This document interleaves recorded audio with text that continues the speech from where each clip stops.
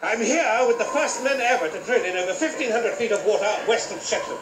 Derek, 1,500 feet. That's fantastic. How did you do it? I didn't. Sorry? We just developed what Jeff learned in Mexico. You should talk to him. He's in the... But oh, great. Cut.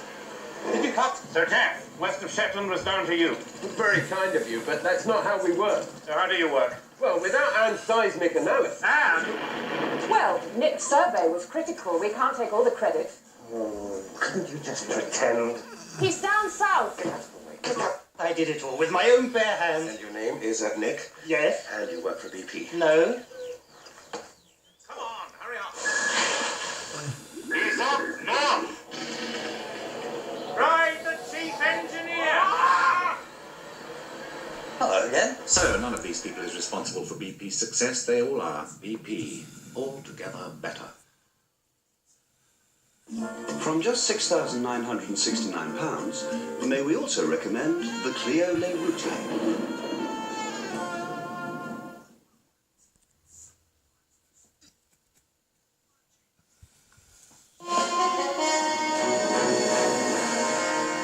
Welcome back. Police are tonight investigating the death of a toddler found unconscious on the floor of a hospital lavatory. She died later in intensive care. The 2-year-old girl had been admitted to Glasgow's Royal Hospital for sick children on Saturday from another hospital. Her mother was staying with her. ITN's Glenn O'Glaser reports from Glasgow. Nurses searched frantically after 2-year-old Christine Murtagh disappeared from her bed. She'd been admitted for observation after apparently suffering breathing problems. They found the baby girl unconscious in a toilet cubicle. No one knows how she'd got there. She was rushed to intensive care and placed on a life support machine, but all attempts to save her failed. Detectives were called in to investigate her death. Tonight, staff at the hospital are understandably shocked. Naturally, we're all very saddened and deeply shocked that a death like this can occur in such tragic circumstances in one of our hospital wards. Like most children's hospitals, York Hill allows free access to parents and relatives. Christine's mother was staying with her in the hospital. Strathclyde police say a post-mortem examination this afternoon proved inconclusive, and they are treating Christine's death as suspicious. Police say their initial inquiries have ruled out any medical malpractice. More tests will be carried out tomorrow, but these will take several days to fully evaluate. Then police hope they will know precisely how little Christine died.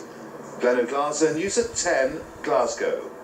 And another hospital has some serious explaining to do. Trelisk Hospital in Truro has agreed to an independent inquiry to find out how a hypodermic needle was apparently left inside the baby for 2 weeks. It is incidentally the same hospital where a nurse removed a patient's appendix.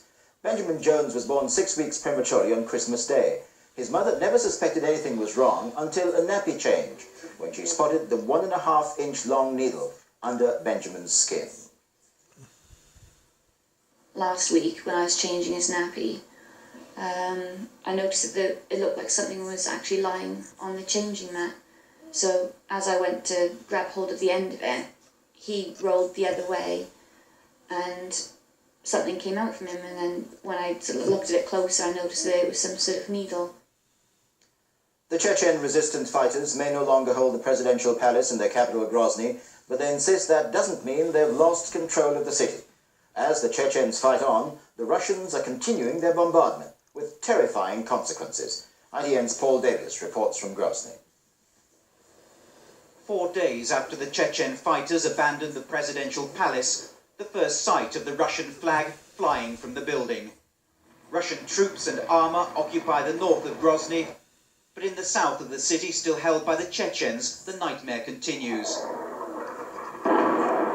This afternoon, a Russian shell fell on the street corner where the elderly civilians who cannot leave the city usually wait for bread to be distributed.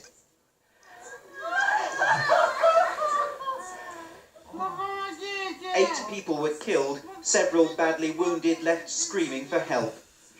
But when rescuers arrived, the deadly bombardment resumed.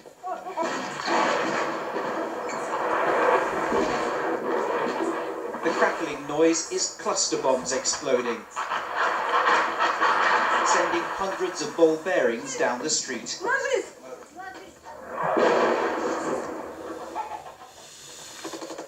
In the countryside around Grozny, Russian troops continue their slow advance. But if the capital falls, along with surrounding lowland, the Chechens say they're far from beaten. 3,000 feet up in the Caucasian mountains, the town of Vedeno could become a second capital if Grozny falls. There are fighters here, watching for Russian helicopters and bombers, and many of the town's men have already experienced war. Like Shaman Adudayev, who's just returned from fighting the Russians in Grozny. The fight will switch to the mountains, he said. They can take our towns, but this will become a guerrilla war, a people's war, and the people will win. If the Chechens sound boastful, there is of course that other recent example of the mighty Red Army being humiliated by a fierce mountain people. It happened in Afghanistan and it can happen here, they say, predicting the fall of Boris Yeltsin before the fall of Chechnya. Paul Davis, News at 10 in the Caucasian Mountains. Attempts to end the Waco siege, in which 23 Britons died, was doomed to failure from the start, according to a senior British detective. The inquest into their deaths opened in Manchester today. Detective Chief Superintendent Albert Yates said when he went to America to investigate, he could find no one person in charge of the operation. The father of the murdered schoolgirl Claire Hood appealed today for a killer to give himself up to end the family's heartache.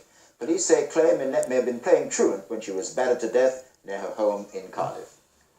And the pharmaceutical giant Glaxo launched a bid today to form the biggest pharmaceutical company in the world. Glaxo has offered £8.9 billion for its rival Wellcome. If the deal does go ahead, the new company would overtake British Telecom as Britain's biggest public company. It now looks as though there could be a conviction in Florida in connection with the murder of a British tourist who was shot dead in front of his girlfriend. A teenager accused of Gary Colley's murder made a plea bargain today. He promised to testify against an accomplice and admitted a second-degree murder charge. All this just as his trial was due to begin. Here's our Washington correspondent, Bill Neely. After 16 months of lying, Andra Akins decided today to tell the truth. The 16-year-old admitting that he shot and killed the British tourist Gary Colley. Mr. Akins, you got it over bear with? But this was a last-minute confession coming less than an hour before his trial was due to begin. He was 14 at the time of the killing, one of 4 teenagers who attacked Colley and his companion Margaret Jagger as they slept at a motorway rest area. He was pointing his gun straight at me. Ms. Jagger had identified Akins as one of her attackers, but the case against the teenagers was weak. There was little evidence and no guns were found. In spite of graphic testimony from Ms. Jagger, a jury failed to convict one of the 4, Billy Joe Crumity, 2 months ago. But today, Andra Akins agreed to testify against his friend in a second trial, and for admitting his role as the one who fired the fatal shot, he will receive a reduced jail sentence.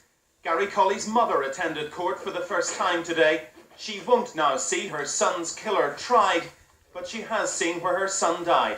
It helps, she said, to see where Gary's life ended. Bill Neely, ITN, Washington. The campaign to free a paratrooper jailed for murdering a teenage joyrider in Northern Ireland is believed tonight to have attracted the support of some government ministers. Private Lee Clegg was given a life sentence for killing Karen Riley when his patrol opened fire on a speeding car. A committee campaigning for an appeal said today new evidence showed that he didn't fire the fatal bullet. Ireland correspondent Tom Bradby reports.